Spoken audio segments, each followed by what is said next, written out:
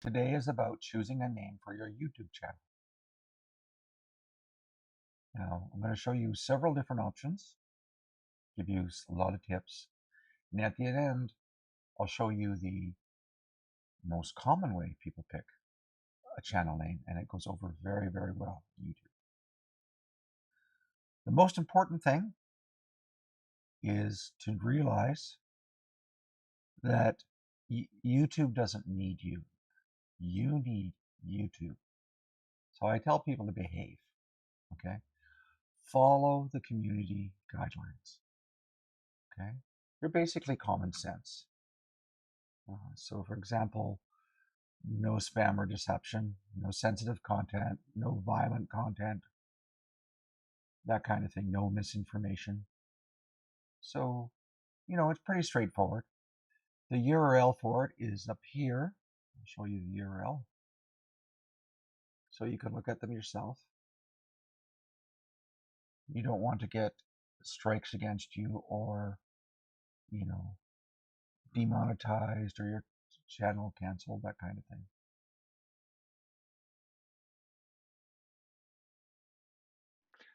So I've had my lavalier mic on for like 6 or 7 hours making recordings. Batteries died, so I'm wearing headphones at the moment. Uh, don't fret too much over your channel name because it's really easy to change.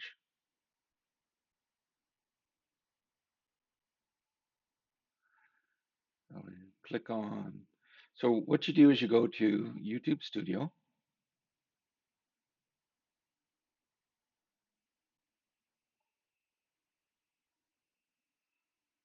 And that's at studio.youtube.com, of course.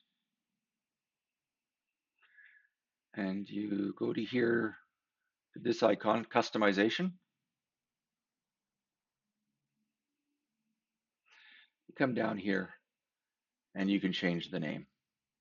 You just change the name. Like, for instance, if I change this name, publish is available, and you click on publish. Obviously, I'm not going to do that. So you can experiment. Uh, the handle, be a little more careful with because uh, if you have one that you think's good, try another one, you go back to the first one, you may have to wait 14 days. I did a lot of experimenting and I kind of messed this up, and I actually had to wait 14 days to get Richard Nazar. It was very frustrating. So just think a little before you pick a handle. There's different ways of changing handles that needs a little care. I'm hoping to put that in another video.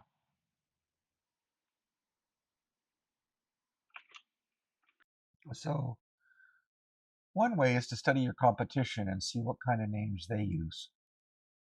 Uh, telling what your telling what your YouTube channel is about is often useful. This one is famous for its being a good name. It's called Charisma on Command. It talks about getting charisma, which is something I know I personally can use on command, how to bring it up when you need it. So that's pretty cool. Gives a lot of good advice. Another channel with a really good name is Excellent Dude. Easy to remember. It rolls off the tongue so nicely. It's less than 5 syllables, I think. I haven't counted. You should try to keep your names, less than 5 syllables. Easy to remember, easy to roll off the tongue, um, easy to spell. That's important. So people can type in Excellent Dude and find him.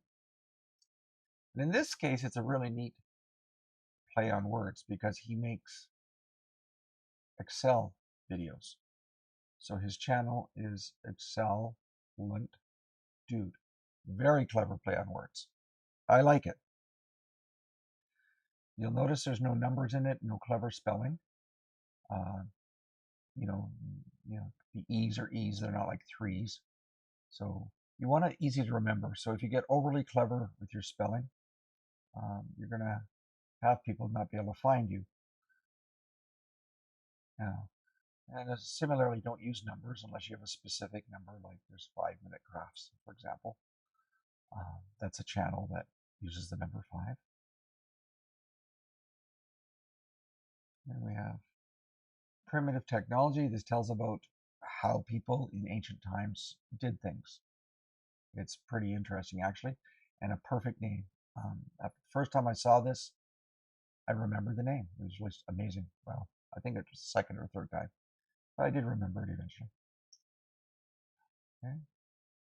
Easy, actually. That just rolls off the tongue nicely. It's about how to do different tasks, so it's pretty cool. Another thing is to check if your channel name can be a domain name or if it's taken or not.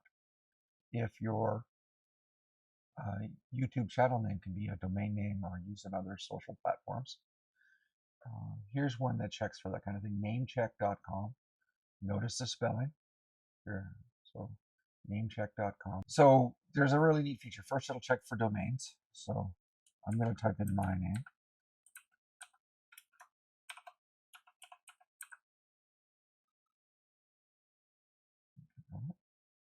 And my name is not available as a domain. I can put a hyphen in it.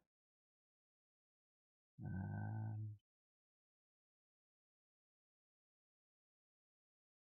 I can also click here and check usernames. This is valuable. So you just scroll down to here. And then it shows whether or not your channel name would be available on various social platforms. Another thing to do is to search for, what particular name you might have. I originally was going to brand under Richard W. Nazar, and I found if I put it as one word, it wasn't bad. There wasn't a lot of people using that. But if I did Richard W. Nazar, there was a lot of people who, there's a lot of channels that had Richard W. in it, and didn't make, it's just, I figured there'd be too much, I'm going to say competition. So then I entered my name, which I thought there would be a lot of competition for,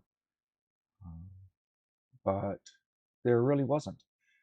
These two show up. This is actually me, and yes, I am that large. This, I think I made that like a bazillion years ago, and I can't remember the Gmail account that I used it with, and I may have blown that away, so I don't think I can ever get rid of that. And so there are a few Richard Nazars on YouTube. The word Nazar actually has different meanings in different languages. It can mean beloved, it can mean vision. So another thing to consider is how hard is your name to spell?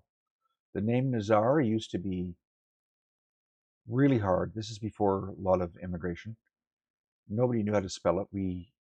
My parents had a strawberry business, and they had us all pronounce the name Nazar so that people could spell the name. And even then, they couldn't spell it. We had customers saying, we wanted to call you, but we couldn't find you under L in the phone book. We said that's because the name starts with N. So people had a terrible time. So I was a little nervous about using the name Nazar on YouTube, but times have changed. Now that there's immigration, Canada had a lot of immigration recently, and the good news for me is now everybody knows how to pronounce and spell my name. So it's not a big factor anymore. Nazar is actually a fairly common name. So take these things into account when you are picking a channel name. Is the handle available? You want a good handle now. So how is this handle?